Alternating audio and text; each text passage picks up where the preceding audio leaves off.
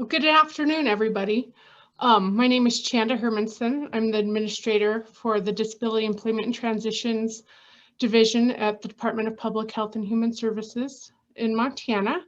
And today we're all gathered together to hear from a panel of people to talk about disability employment. October is National Disability Employment Awareness Month, so we wanted to take the opportunity to provide the screening of Hearts of Glass documentary and provide some discussion so you all could listen and learn about disability employment opportunities. We do want this to be a lively discussion and are excited to take your questions. So please use the chat box if you have questions as we get going here. And if you are unable to type in the chat box, feel free to raise your hand and we'll get to you so you can ask your questions. So we'll go ahead and get started. We'll do introductions for the panel first. I'm going to start with the director of the film you've all watched, Jennifer. Hi, I'm excited to be here. Thanks, Chanda. My name is Jennifer Tennigan. I'm the director of the documentary film Hearts of Glass. I've been doing documentary film production for about 20 years. I started in the Boston area doing Nova shows for the public television station there, WGBH, and moved to Wyoming in 2002 to be closer to family, and have really focused on community stories since then. And Hearts of Glass is my third feature documentary, and feel very lucky to have all of them have been broadcast on PBS. And so I'm excited to have a conversation with folks in Montana and learn a little bit about what you guys are doing in terms of disability inclusion in and out, inside and outside of the workplace. Great, thank you, Jen. We'll turn to the Vertical Harvest staff that are with us today. Caroline. Hi, everybody. I'm Caroline Croft Estee, and I am a co-founder of Vertical Harvest. I grow the people so that they may grow the plants. I am the designer behind the Grow Well model, which is our employment model, where we use a customized approach and focus on the individual's abilities, as well as personal empowerment and community outreach. So I'm sure I'll tell you more about it throughout this hour. And I also am a case manager and a Medicaid waiver provider. I've done that for a few decades and was lucky enough to meet this wonderful woman to my left, Stephanie. So I know her through the waiver, and then we worked together at Vertical Harvest a few years ago. Stephanie, do you want to introduce yourself now?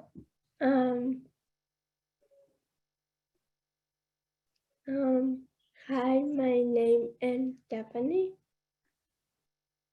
and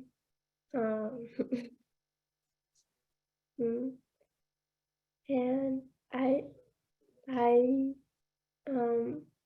I used to work at Vertical Harvest.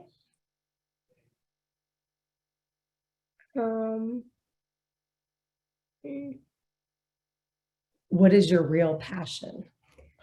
My real passion is the Clothes. the clothes. So Stephanie was not a farmer. That was not her choice career path, but she got to work in our retail space. So now she's no longer with us, but she's moved on to, where do you work now? I work now at Maxx. Awesome. Thank you, Stephanie. You're welcome. Don't everyone get jealous. We have a TJ Maxx in Jackson. And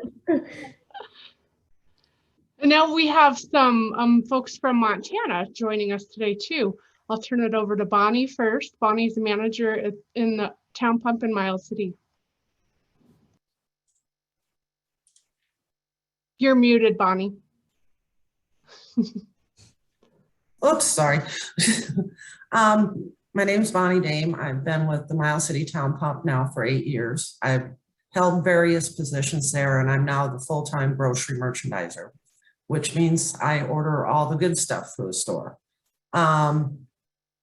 I've held the position of deli manager for 3.5 years. I've been an assistant manager and bookkeeper. The only thing I haven't done is co-manager or manager. And I moved to Montana in 2011 because I fell in love. I'm originally from Minnesota, and I have 37 years of retail experience. Great, thanks for joining us, Bonnie. And Nathan is in Glendive Town Pump. Yes, my name is Nathan Weidner. I work at the Glendive Town Pump and have done so for the past 4 years and some change. I started out as a deli employee and have since moved up to assistant deli manager. And I've been in that position for just over a year now. I also deliver the local newspaper and have done that for about 5 years. I've lived in Eastern Montana for all of my life. Great, thanks, Nathan. Let's start by talking a little bit about the film. Jen, I'm curious why you made the film. What brought us here? Well, I think, you know, since I had dedicated myself to community storytelling, it kind of seemed like an incredible story to tell. I'd never done a documentary before that was sort of unfolding in the moment. And obviously there were a lot of unique things going on with the business that, you know, were first, basically, the level of technology, the public-private partnership with the town of Jackson, the employment model, growing hydroponically at the latitude and altitude in Jackson. So I did know two of the three co-founders initially, and then met Caroline later. She was a lovely addition to the bouquet. And you know, it was just great to see them doing something so innovative, and they were very passionate about it. So it just happened I finished my previous film when they were about to get in the greenhouse. So the timing was perfect. And since I had a reputation in the community that was pretty good, they agreed to let me cover the business. I think when you have something that innovative going on in your backyard and you're a community storyteller, you just kind of have to do it. Great. And Caroline, can you share with us, the film talked a lot about the nonprofit heart in the foundation of the business. Can you share a little bit more how that came to be? Yes, so the business, it's a triple LC3. It's a private public partnership. So we are on town land, the town of Jackson. We're right next to a parking garage and on a third of an acre, excuse me. So we were very adamant about not being a nonprofit because we wanted to be a competitive business. So this type of model was also not very typical, and it was new, but it allowed us, you know, to have private investments and then public investments or public support. And we also had a grant from the Wyoming Business Council. So we really got creative and innovative in our resources, as well as you know, being a business and aligning to those standards and structure. You mentioned being a case manager, and now the human developer at Vertical Harvest. Yes. So tell us about that journey. Well, you know, that's how I got involved with Vertical Harvest. I'd been working doing the waiver program for about 10 years, and a lot of the young adults I was working with were aging out of the system. And you know, we do a great job, as one of our parents, this is his quote, we do a great job of keeping our students in school and engaged, but when they're 21, it's like falling off a cliff. And this was really before we were hearing about supported employment or customized employment. There wasn't as much of a push, especially in the state of Wyoming. So I had, you know, the young adults that were working maybe 2 to 3 hours a week, and a lot of it was back of the house work.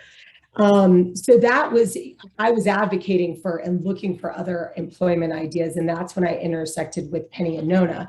And then it took another, 7 years to get the greenhouse off the ground. I'm still a case manager, actually, which has been really great because it allowed me to understand kind of what's going on at the state level, the federal level, understanding laws and advocacy.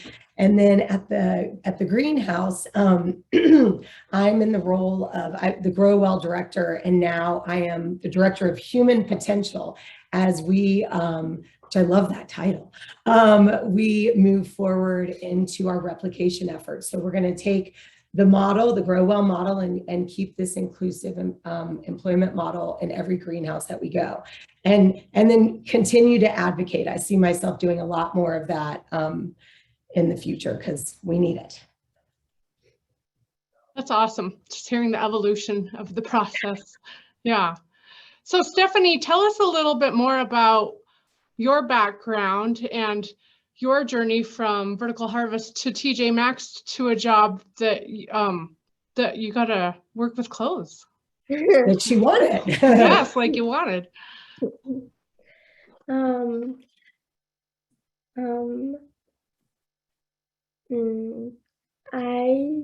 I grew up in Texas, Wyoming. And when I was young, I did not want to talk because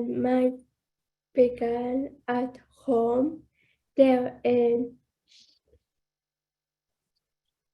Spanish, and at school and at work there is English, and I felt confused about two languages, and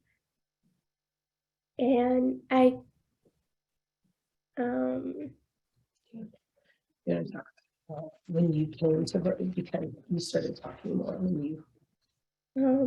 I got a job at Vertical Harvest, and I help with that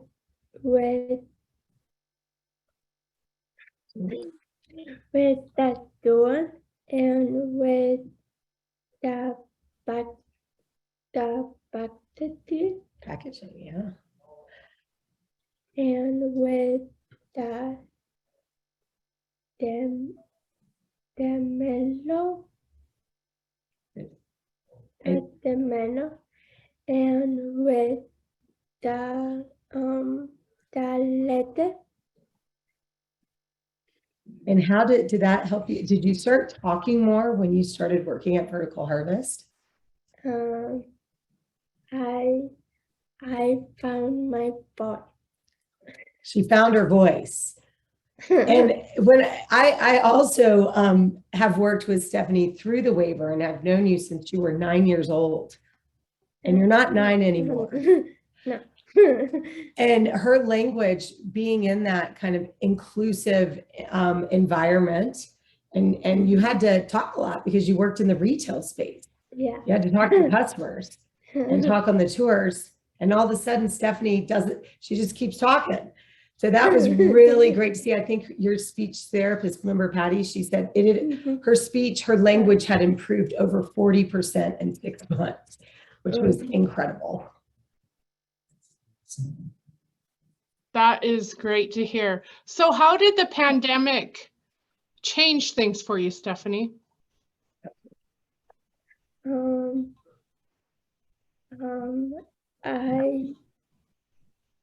I work now in Denmark. Caroline, can you share about the impact of the pandemic and Vertical Harvest and how that helped Stephanie transition to where she wanted to be with Stephanie because of the pandemic. No, I like to tease her. So I knew it was going to happen one day. She was going to find her store. So when the pandemic hit, I'm very proud and happy to say we never shut our doors. We went down to a skeleton crew, obviously not knowing the effects, especially on people with disabilities. We took all precautions. So all of us, including myself, we all went home. We were furloughed and employees were still paid, but we all stayed safe. And then I would say about 2 months in, employees had the option to go back to work, and then others that did not want to stayed on furlough. Stephanie, at that time, everyone was scared, right? Yeah. And what did you do? Did you go back to work or did you stay home? Stay home. She stayed home. And so that I guess it was about 6 months later, we had some opportunities at the greenhouse, but what wasn't at the greenhouse anymore was the retail space. So in the film, you guys probably saw the little tiny retail space. And during the pandemic, we decided, to not have it there anymore. And we took out that wall so we'd have more space for the employees. So one, her favorite, part of the greenhouse retail was gone. And two, there were opportunities for her to work at TJ Maxx. And so you went and applied for the job, and what happened? And I got that job. She got the job.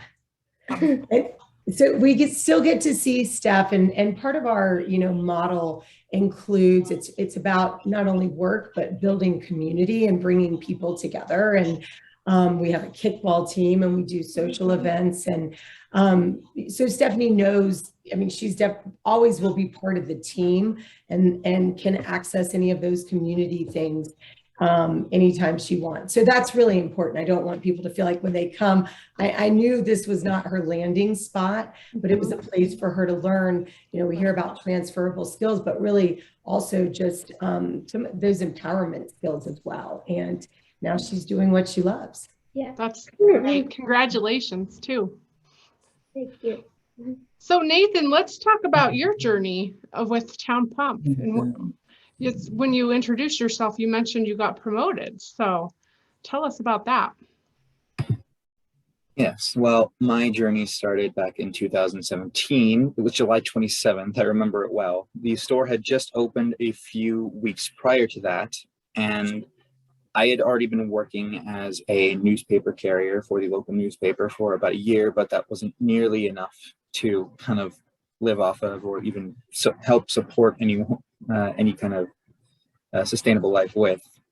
It wasn't very much, so I knew I needed to get another job. As much as I enjoyed delivering the newspaper, which I still do, and that's one great thing that the job did. It allowed me to continue doing that.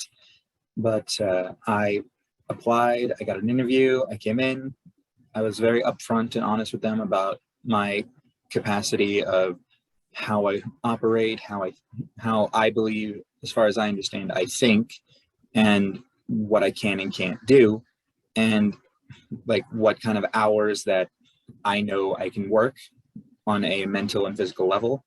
And they've been pretty good about that. And that consistency is one of my main things that I kind of thrive in. The more consistent the environment, the better I can do. Because I'm very much part of that. But I started out in the deli working in, and our deli is a bit closed off, which I think helped a bit. So not constantly having to feel like, oh, there's everybody watching me. It's just more of a private area where you can get the work done and you just kind of get to it, which definitely helped. I learned the hot side of things, the cold side of things. And after about a month of cross training, I realized we were supposed to take temperatures on certain things, which some people had forgotten to do a few times. And I was like, oh, I can do that. And so I started making that just the thing that I did, just constantly taking temperatures. And then I got moved over to the colder side of things for the breakfast side of the cold cases that we have there. And after a little while of that, I was trained on how to do donuts, and some things were interesting to me. Like we had like white chocolate and maple icing on them, and there were all these different kinds we could do and different combinations, and some of them we ended up putting cereal on, which I thought was interesting.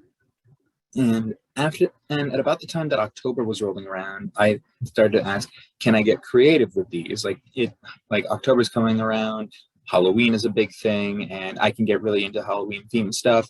Can I like put like some Halloween designs on donuts? And they were like, yeah, sure, go for it. So I went out and I was like, oh, don't have any orange. That's a big color in October. So I just bought some orange food coloring, brought it in, and then I had to think to myself, I don't really have any like professional tools. The icing isn't great for piping bags, even if we got them. What can I do here to try and make these kind of cool, intricate designs for Halloween with these donuts? So there I was with these 3 colors of icing and some orange food coloring to give me a 4th, bunch of donuts, a spoon, and a bamboo skewer, at trying to do all these intricate designs. And miraculously, I managed to get it to work. And everyone was really impressed, and they thought it was great, and they loved it. I remember the district manager at the time, when they came in saying, oh no, you can't have him stop doing this, but the district manager actually said, actually, we want him to keep doing that.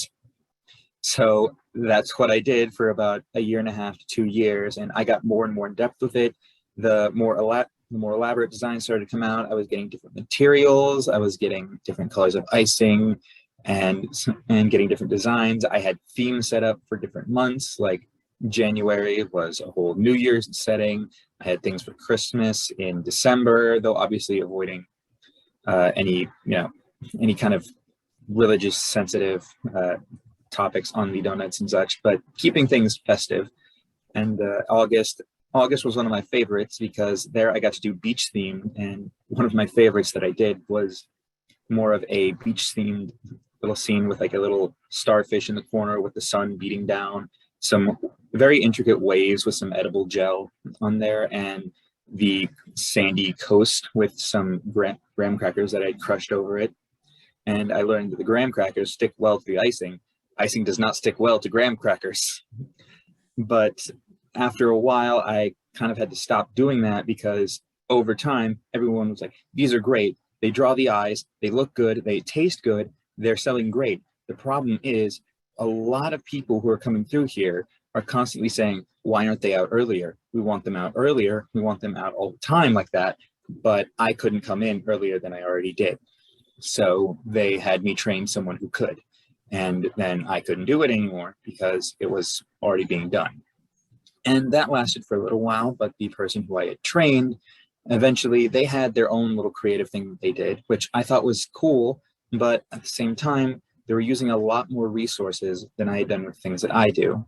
So unfortunately, they kind of stopped letting us get as many resources to do these kinds of things after that. And shortly after that, they had to leave. So donuts went back to being a bit dull, but I still couldn't come in earlier. So I couldn't make them like I used to. So that kind of fell out for me. But after a while, we went through a period of time where we didn't have a manager. And in lieu of a manager, no one was really doing inventory or placing the order for our deli. So someone else stepped up to do ordering, and I stepped up on inventory because our previous manager had trained me. And I started getting the inventory done. I was thorough. I was as efficient as I could be with it, trying to make sure I was accurate above all else, because that's kind of how I work. I'm accuracy and thoroughness over speed, because if I go fast, it's more likely that I'll make mistakes. So be accurate, and then speed will come with that. All things with all luck anyways. But after a while, I noticed that the orders that we were getting, we weren't getting enough of what we needed, or we just weren't getting what we needed. We were getting things that we didn't need, or things we hadn't even heard of before, that no one even knew anything about, that no one even knew we could get. Even our district manager didn't know how we ended up getting these things. So I decided, since I do the inventory, I should probably also be doing the ordering as well, because then I'll know what we have, know what we need, and know which items are which. So then we can kind of ensure that these orders are done effectively that way. And after a while of that, I got officially promoted to being the assistant manager, or at least assistant deli manager. And that's about what I've been doing for the past year and some change now. That's awesome. Thanks, Nathan, for sharing. Of course. Just to remind everybody, we are open to take your questions. You can put them in the chat feature, the Q&A feature, or raise your hand and we can call on you, no problem. Chanda, Yes. Stephanie and I have a question. Okay. We would like to get a donut, Nathan, somehow. Me too. We were sitting here like, that's amazing. I think there should be a T-shirt that Nathan has that says there's no excuse for a dull donut. I like that. I would wear that. I would wear Yeah, that. that is a good shirt. Yeah. Yeah, what I would wear that, and it's an amazing thing because the personnel manager, who's now the store manager at the time, did come down to me and informing me that the town pump benefits also help to pay for people to go to college. But I informed her that I had already gone to college and I had graduated with my degrees, and she was just like, "Well, what are you doing here then?" And without missing a beat, I just looked at her and said, "Making donuts." Right. I don't know what you expected me to say. Well, Bonnie, you're a manager at Town Pump, and we do have a question here. So you can tell us a little bit about your journey in working with people with disabilities and hiring people with disabilities in Town Pump. And the question in the chat is Town Pump statewide collaborative in inclusive employment? Yes, they are. We've worked very hard to get that program into place. I started with it by being approached by EMI, and I started working with a young gentleman to get him a little more independent, I guess. Can you tell everybody what EMI is? I know what EMI is, but I bet everybody doesn't. Eastern Montana Industries. There you Go Thanks, Bonnie. EMI! But I started working with this young gentleman as a deli manager. I was in charge of sanitation, so I oversaw cleaning of our truckers' showers. So I'm going to call him by his nickname. That way I can keep him straight. Okay, we call him Ducky. And we worked with him probably a year. We had a couple of fallbacks and stuff, but he's been with the company now 5 years at Town Pump as a full-time housekeeper. He had some struggles with the hours and some interactions with other employees.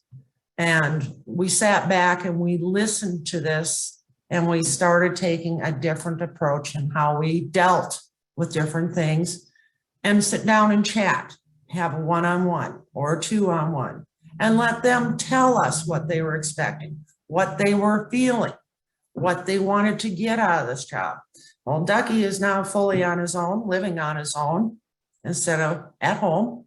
And I think he was well-deserved to come to Town Pump because we're very family oriented. Everybody becomes part of that big family. Wouldn't you agree, Nathan?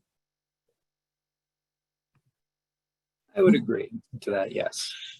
Then my next interaction, they brought me a little gal. I call her a little bit. She's my little munchkin.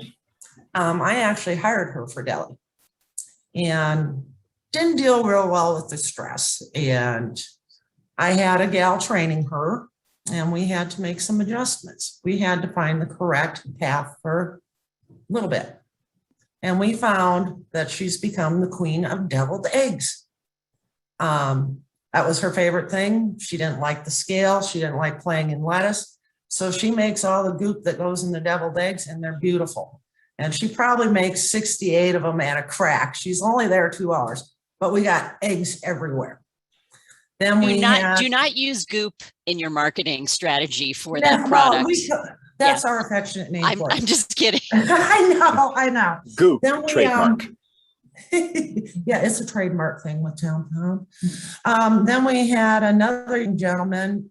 I'll call him Pippi Longstockings because hair got a little long. And I finally said, "Are you going to get your hair cut, or do I have to put braids and coat hangers in them?" And the next day he showed up. He was all shaved, haircut and groomed, and he is a pistol. I mean, he is so good. He works both the hot case side and the cold case side, wants to help everybody. So sometimes we have to bring him back in and focus. But I mean, those are the three of my top experiences over the 8 years. I have had several others that have moved on to other jobs, but Town Pump gives that support to us to do that training, to get to know them, to make them valuable and be out in our society working. And I Great. wish more people would do that.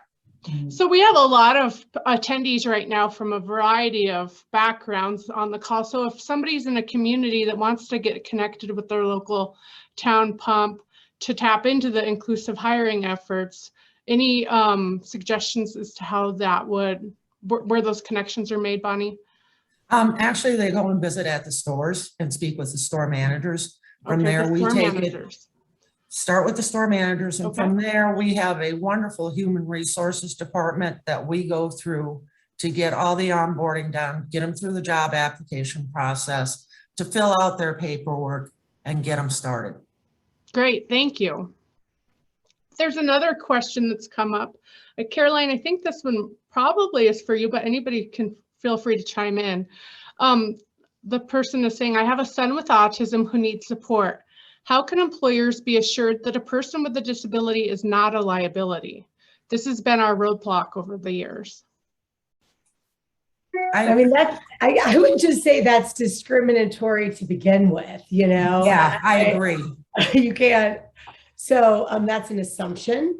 And unless, you know, you were, yeah. Jen, I would love to hear you add in on that too. Jen's a little pit bull when it comes to, she'll probably have a good comment. Yeah, I guess I have to now that you built me up.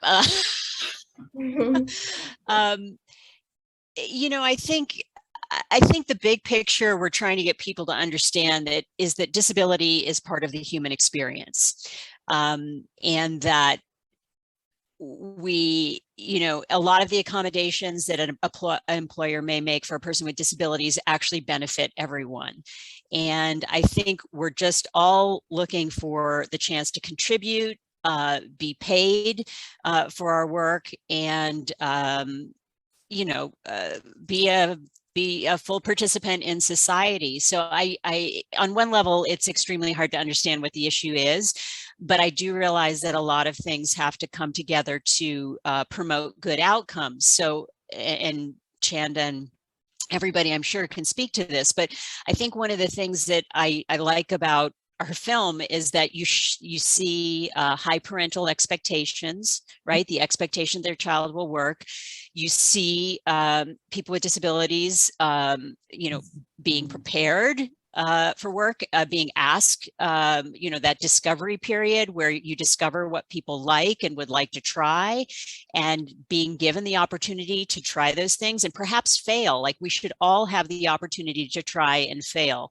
But I think sometimes there's more pressure when people hire someone with a disability, like they don't have the opportunity, like they feel the entire weight of the disabled community is on their shoulders, because if they don't succeed, then that sets everybody else up. So, you know, I think we just really have to look within ourselves and understand that we can have a more productive business, we can have a more productive community, and we can also have more productive families and individuals if we do invest in accommodations. Everyone. Yeah, invest in everyone. Well, and disability it's the largest minority in the world, in the country, and it's one that you can join at any time. We really, which is true if you really think about it. And so, yes, it is, there are people that still, and especially business owners, that don't see the bigger picture. But, you know, my experience at Vertical Harvest is the people with disabilities that I have worked with have been more consistent, timely, engaging, contributive to the workforce than other people I've worked with in the past. Jackson is a transient town. We have a help wanted like this thick. You know, we can't find any employees, and we have not had rarely any turnover. Our employees are on time. They love what they do. It definitely helps the whole, everybody do better. And like Jen said, accommodations help everybody. And we're really, I hope as we move into the next decade, we're going to see more of it, because everybody does better when everybody does better. And it should be about the worker first and people first before it is about the money. Right. Universal design benefits Yes, everybody. Yeah. yes, exactly. I do want to mention, while we're on this topic, in Montana, through your local vocational rehabilitation offices, we do have a curriculum that we can provide businesses. It's called Windmills Training, and it's disability attitudinal training, and really great modules that are very interactive to allow people to learn more about maybe some assumptions that they're experiencing, and really discuss it and learn from the activities to help overcome things such as assumptions that somebody's going to be a liability. So if anybody's interested in that, feel free to reach out after the panel. Bonnie has her hand up. Well, I want to make a comment about Town Pump. First of all, I'm aggravated what that person said. That really ticks me off, because I'm working with a young gal right now. Everybody said she's not going to be able to do anything. She's not going to be worthy to be out in society. Guess what? We hired her, because as soon as she got in the right environment, she was able to do it. Second of all, Town Pump, we do make accommodations. I mean, say we have somebody that isn't very good with balance. We'll make an accommodation for them so they can work their job, and we keep them off the ladder. That's baloney. Baloney that they're a liability. I'd like to meet this person. I have red hair. I get fired up. Sorry. Thanks, Bonnie.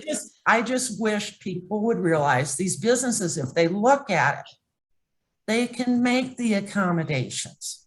I mean, look, little bit has a problem with stairs. So somebody goes up and down the stairs for her, but she still gets her job done. She's still there every day. She cries if she misses work. Okay. So my comment. We appreciate your advocacy. We have a couple comments here. One, I'll just read this and allow you guys to think about it while I'm reading, and somebody can pick it up. Curious to know to what extent vertical harvest model has been considered in rural areas versus urban to address the rates of unemployment among people with disabilities, limited employment opportunities, food scarcity due to short growing seasons, and large geographic areas that make access to fresh and local produce extremely challenging. It strikes me this is a question for the business owners who I thought would be on this webinar, so perhaps this can be passed along to them. From a business peer-to-peer perspective, it would benefit having a discussion about the rural context and how much that really factors into the employment of people with disabilities, transition services, opportunities, etc. Yeah, that's a great question. Yeah. You know, there's food deserts in the big cities, and there's unemployment with disabilities as well. So what our goal is, you know, here we started in a hole in Wyoming, I like to say. We want to see a vertical harvest in every community, but we're going, as we replicate, we will be going into more urban places. We're also looking at secondary cities to start there and then kind of move outward. Jackson, we are pretty rural here, and what we did find is we needed to distribute outside of our town. And so we can make a greater impact when we have a denser population. But, you know, my hope is that one day vertical harvest is a household name. So, you know, we're growing food, we're addressing our food scarcity. We're going to see more and more vertical farming, just with what's happening with climate change, with soil, with all of it. And we're going to see more and more people need jobs. When we look at things being equal and equitable for people, vertical harvest has that solution. So we like to say global domination in a very healthy and a happy, positive way, but having a vertical harvest in every community where you can grow food and futures. Thank you, Caroline. I think sorry. Go ahead, Jen. Not just to dovetail in with world domination. I do think it's nice to remember, you know, you don't want So an unintended consequence that could have happened with Vertical Harvest, it didn't, but it could have, that people in Jackson would have said, if you're a person with a disability, you need to go work at Vertical Harvest. They're the people who hire people with disabilities. So I think we want to remember that, you know, whether you have an insurance company, you run gas stations and hotels, or, you know, whatever, that we can all benefit from inclusivity. And on their way to world domination, they will eventually be in your community. But in the meantime, you know, this is a team effort. So yeah, just to not leave out the existing businesses. You don't have to start a new business in order to do this. You can incorporate it into your culture, which clearly Town Pump has done. Absolutely. And we've been across Montana, there is an unemployment gap and a lot of labor shortages. And the vocational rehabilitation program has been working hard in the communities to help employers fill that gap. So Sarah is wondering, can you tell us about accommodations that have been used at Town Pump or Vertical Harvest? Yeah.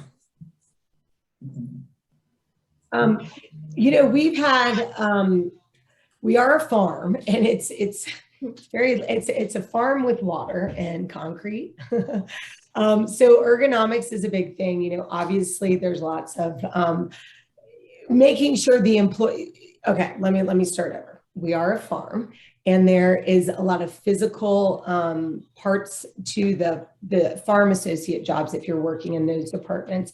We also have, you know, a marketing team, a sales team. So if an individual was not able to do a lot of labor intensive work, we can, you know, modify those positions. As far as accommodations, we are using technology, using more iPads and new systems that our employees have access to that's helped them advance in their careers. But those would be the accommodations right now that we have entered into. Bonnie, do you guys have any? I have some things. Sherry's going over everything I've done because I don't remember it. What we do when we're looking at someone to come work with us, or even during their training, we want to know what they can work, what they're comfortable with. And Nathan spoke really well to that. I mean, we accommodate their schedule because they have other things that they need to go out and learn also. Life skills like cooking, cleaning, being able to do their own laundry, how to use their cell phone to call in to work if they need be, how to call for their own transportation. That's all things that we incorporate to teach them while they're there with us. We actually create jobs. We just did in the merchandising area for my young gal. We carved it out so she's learning everything in the store, how to stock, how to check in the merchandise, how to hang the clothing. She likes to play in our clothes. And even how to answer questions for a customer. If you ask her where the tire gauges are at, she's going to go and show you all of them because she knows exactly where they're at. She works with them every day that she's there. Just like she can point out, here's our salads, or here's the Tylenol. I mean, she's starting to come out of her shell and work with people. And she's worked with the sales crew. My vendors that come in to speak with me think she's a hoot.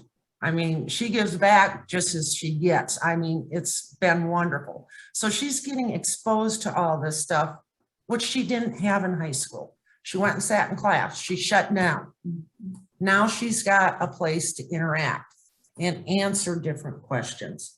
We do lists. I have task lists for her to do. Once she's done with it, we check it off, just like in the deli. I guess I don't treat them any different than I would be treated myself.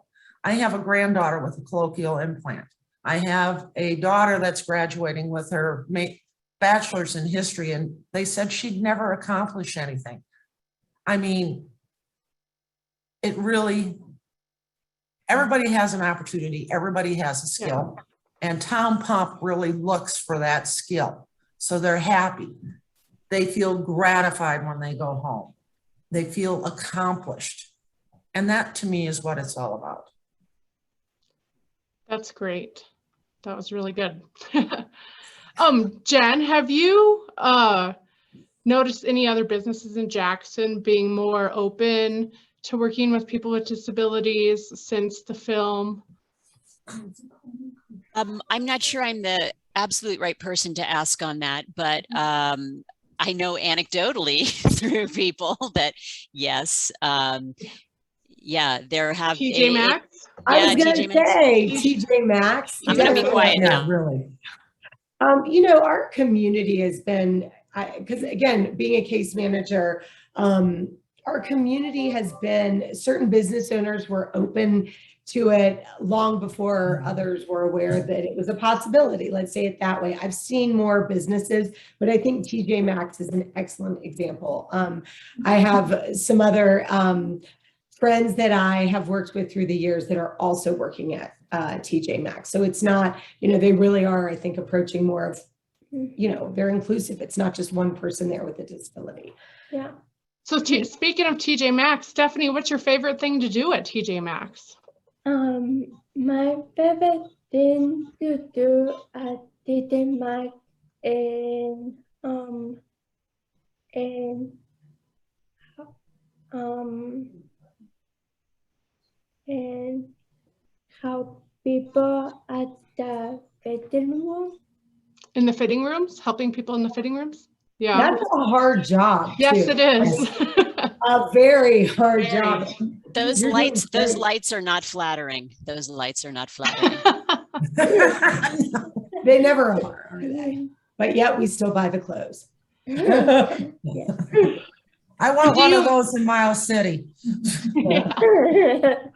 And Nathan, what's the favorite part of your position with your new promotion? Well, I actually, oddly enough, enjoy the, I don't know why I'm adjusting this. This isn't even plugged in. I would say that my favorite part of it is probably the fact that I get to help other people in my department. That's kind of how I see my position, is that I know a little bit of everything, but there are things that I specifically am kind of designated to do. And those things help other people. But at the same time, I have times when I'm not necessarily doing those because I'm not always doing inventory. I'm not always doing orders. So I can jump around and help fill places that need to be filled more. And typically that favors more into the cold side, because the hot case side of things, as I'm sure Bonnie can attest, can get a little hectic because it's constantly in flux. You're constantly having to make new things and rotate them out of there and mark them off on waste if they're waste, or get them into different containers, or get them sold if something's fresh, or if something ends up being bad that you didn't know about, you have to handle that. So there's a lot that goes on with hot case, whereas the cold case is a bit more repetitive and a bit more slower paced. So I find that a bit more comforting and works to my mentality better. But I can still like take things out for people, or wipe down counters, or get things people need out of like storage, like the freezers and coolers and stuff. And on top of all that, I get to communicate with people. Like if I'm making an order and I know there are people who do one case better than the others, then I can ask them, hey, what do you think we're going to need? Or do you know if we have any of this left over? Should we get more? How has this been selling? Do we need to up these numbers? Do we need to drop these numbers? That kind of thing. Sorry, go ahead. No, keep going.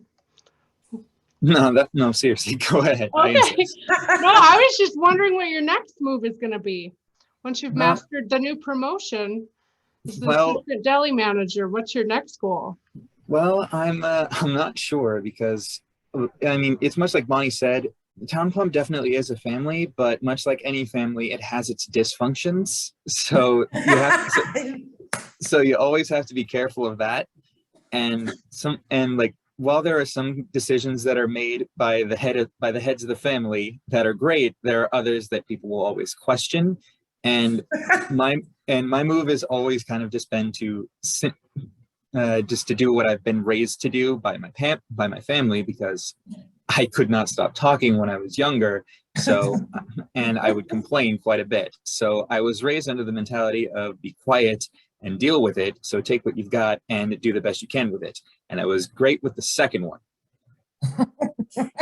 I have to So agree with you, Nathan. Yeah, 100%. Yeah. So I try to do what I can with what we've got. And I'm honestly kind of okay with where I'm at the moment. It's been pretty great so far, but at the same time, it's part of the inclusion. Like most people don't even, so there have been employees in the deli that have come and gone or that have stuck around that for months they worked with me and they never even knew that I had a disability because they thought I was just a bit eccentric or like anyone else. But, and well, they're not wrong. I am eccentric, but, and for the most part, like anyone else, but I'm also very, very different. And it's just like that inclusion also means that any kind of big stuff that happens in the town pump, I'm also like privy to for the most part.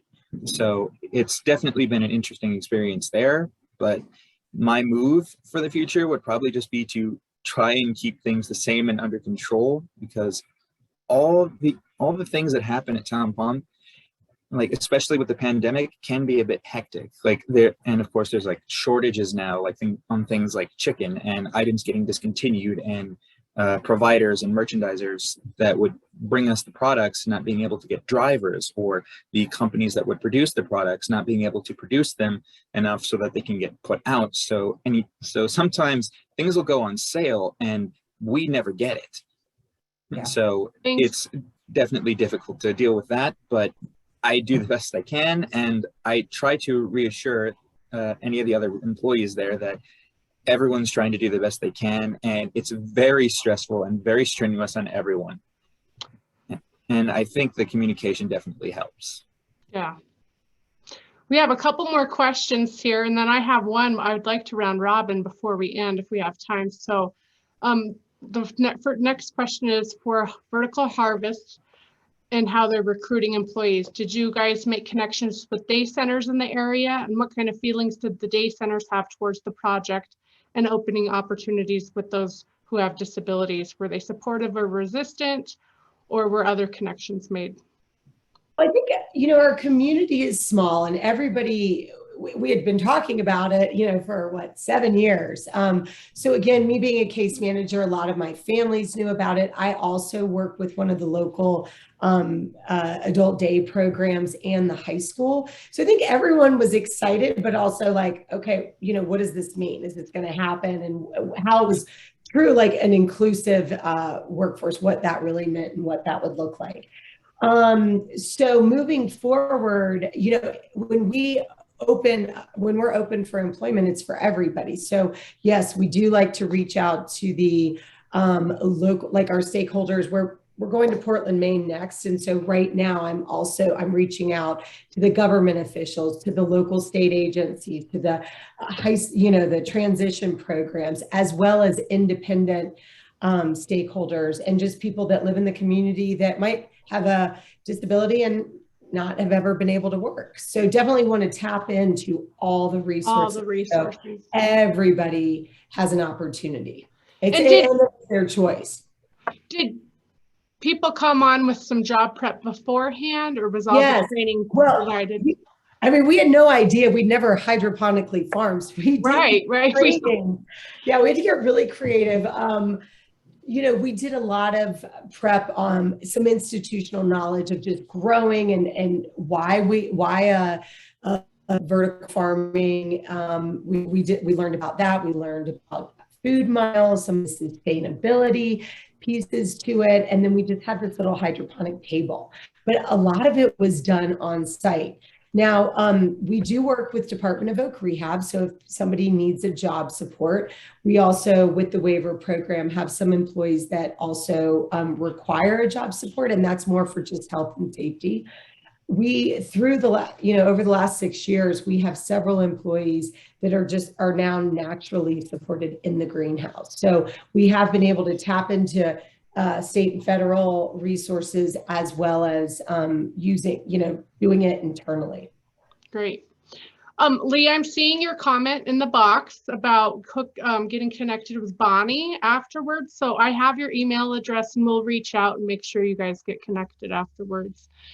We have 5 minutes left, so I wanted to do a round robin because I really want to hear as we close up, what would, as each of you and your different involvement in disability employment movement and the filmmaking, what is the one thing you would like people to take away from the film or this panel? And I'm going to start in my top left-hand corner, and that is Caroline and Stephanie. Do you like people to take away from the film?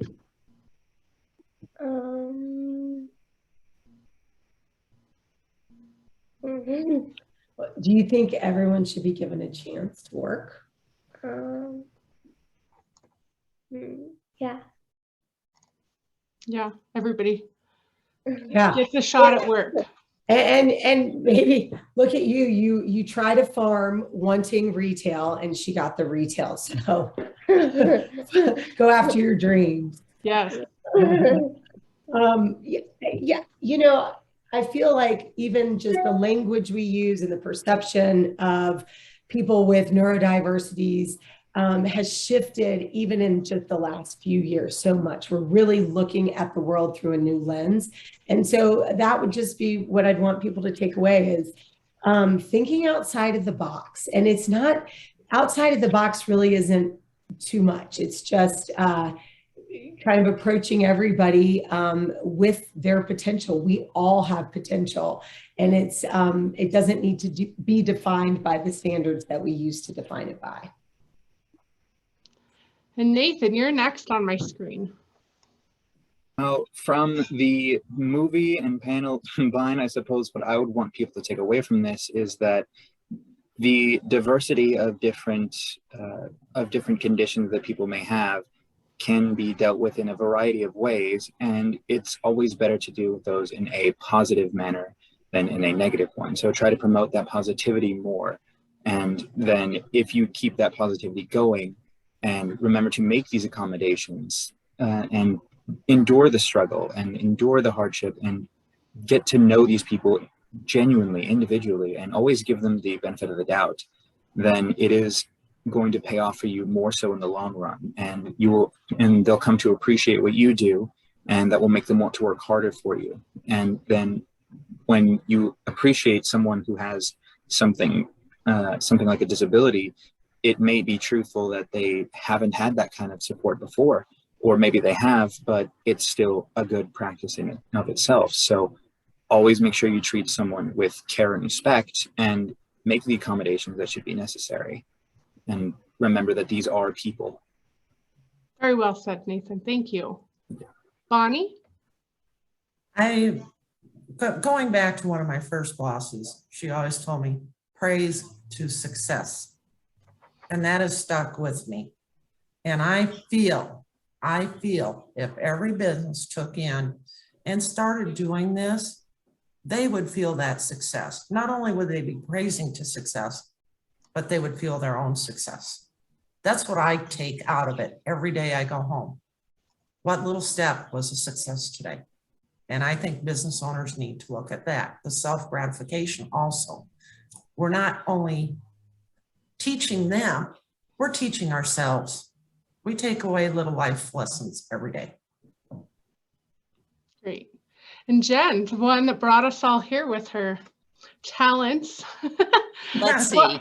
Oh, stop. I mean, go on. Talents. Yes.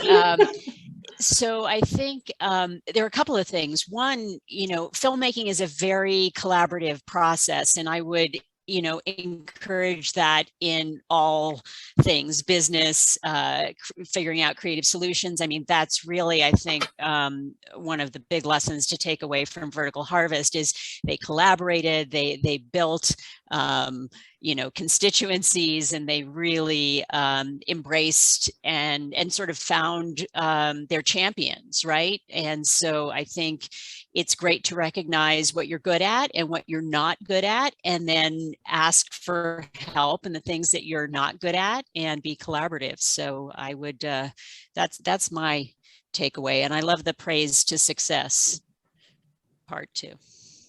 All righty, we're at 1 o'clock, you guys. That went fast. It did. Yeah. Well, thank you for everybody for joining us and listening in. And thank you, panelists for sharing your stories and your talents, so we could really celebrate National Disability Employment Awareness Month and push forward the hard work we're doing in Montana.